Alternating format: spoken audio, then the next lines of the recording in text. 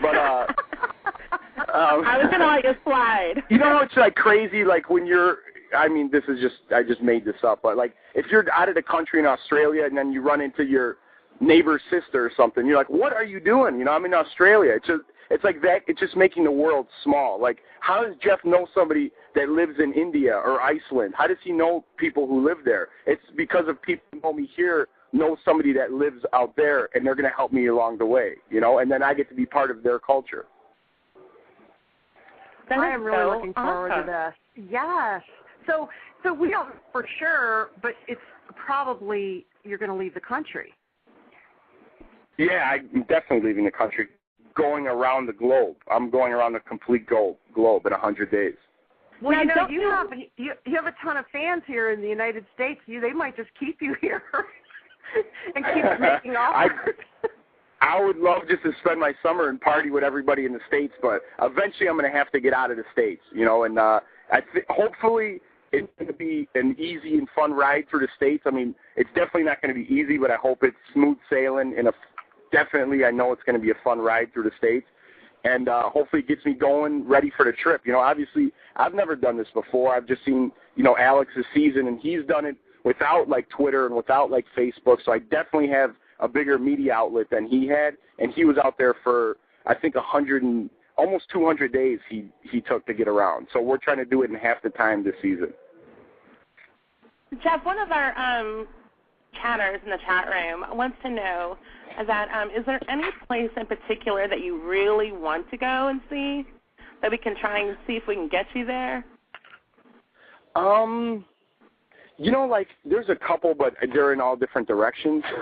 So I'll be happy with whatever I get, because places that I haven't seen, like I've been to Western Europe. I loved it, but I kind of want to see things that I would never have a chance to see, like maybe like Southeast Asia or something like that. Like I always see cooking shows, and they always go over there. You know, I'd love to like see Southeast Asia. I mentioned Australia. I've always wanted to visit Australia. I mean, there's so many places out there, and the best part of the show is there's going to be places that are undiscovered to just regular day-to-day people that I'm going to go visit, and they're going to be like, wow, I've never seen that place, and it's awesome, you know, because I know I'm going to see places like that, and that's what I'm excited most about the show, to see places I've never been or heard of and stay there and, you know, see the world that way. Was this offer presented to you before or after The Amazing Race? This was after The Amazing Race. And cool. How soon after you left the Big Brother house was The Amazing Race offered to you? Because that was a big surprise.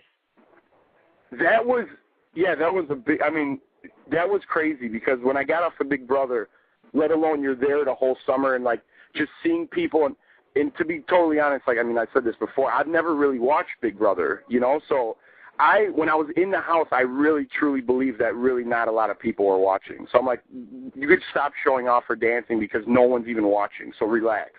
Then when we got off the show and everyone was like, Jeff, blah, blah, I thought they were my college friends that were screaming my name. I'm like, oh, my God, I know that person from college. And then someone else said, Jeff. I'm like, I know that person from Los Angeles.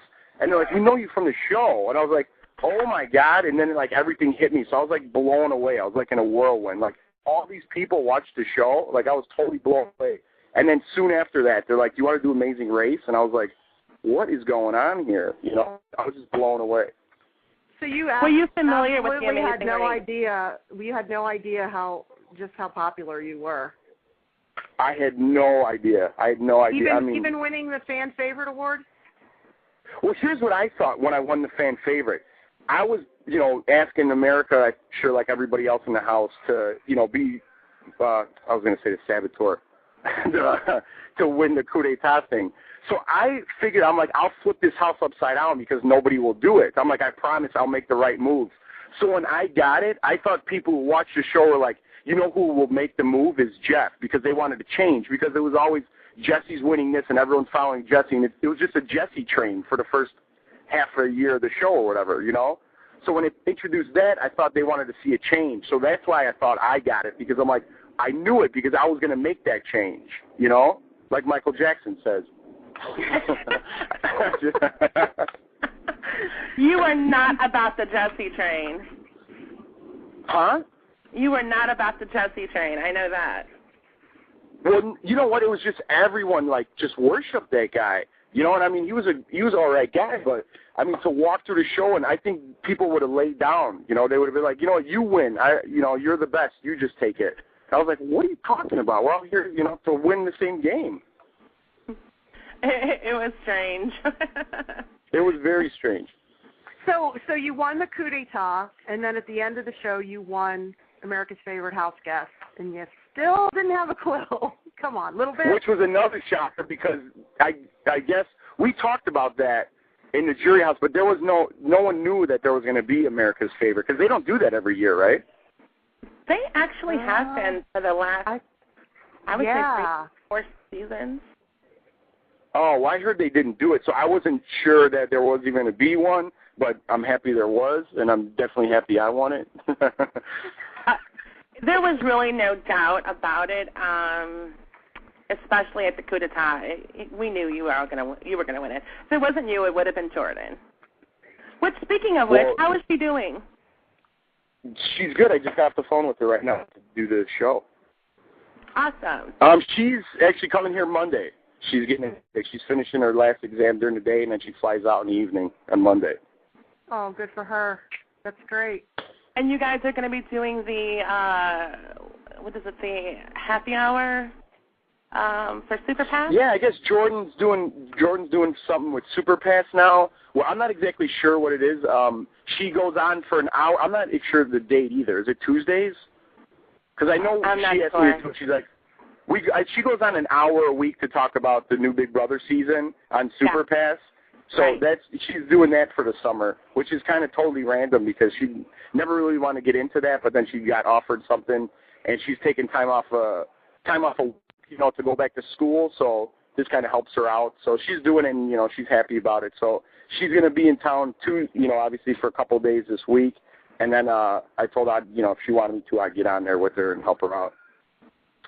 Oh, that's great. And the fans will love that. The fans are going to go crazy. They're going to go nuts. Well, I hope she gets it. She knows how to work it because I heard she told me the first time she did it, nobody could hear her. She's like, no one could hear me, Jeff, so I just shut it off. Like, well, you gotta figure that out, Well, you know what though, it's so not her fault. I just don't think they had it working together on their side, and I kind of felt bad for her because I saw some of it, and it just was. It was disorganized, I'll just say that. But it was totally not Jordan's fault. Yeah, I think that first show was kind of just a pre-run anyway because obviously Big Brother wasn't aired yet, so hopefully they got all the kinks worked out and it goes smooth. I know she doesn't say she's nervous, but I think she's a little nervous. But I think after the first couple, she's going to start having fun with it, Oh, for sure. Yeah. Well, you know what, Jess, we have some fans. Let me ask one more question. You before you go to the calls, you said you just got off the phone with Jordan. Did she watch Big Brother tonight? Because she wasn't a fan either, right? Neither one of you were fans. No, but I mean, you start watching, I don't know. I was going to make a funny joke there, but there was a million things that ran through my head. But, if you're on the show, obviously you got to watch it. But, we neither of us, Jordan just wanted to watch, and I kind of wanted to watch too. I'm definitely curious on how it goes and things like that. And it's so weird how easily you get hooked because I'm already hooked too because I'm kind of disappointed that I got to leave and I'm not going to be able to finish and see who everybody is. But I'm excited they show us who the saboteur is. I'm excited to see that. Yeah, me too.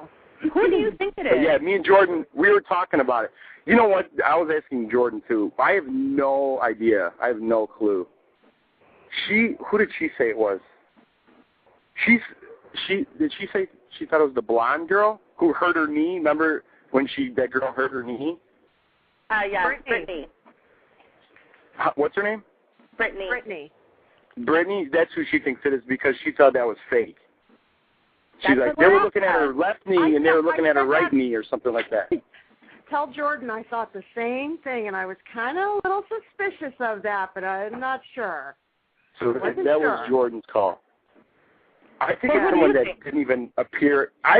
You know what? I think it was just someone who didn't even appear in the episode at all, hardly. So I I have no idea who it is, and I'm totally taking a stab in the dark, and I hope people are like, Jeff, you're such an idiot because you don't know what a saboteur is. But whatever. I think it's that bisexual girl. She says she's from Chicago, but really she's from Arizona or Tampa or something. Tampa, yeah, Tammy, yeah. I'm taking a shot in the dark, and I'm going with her.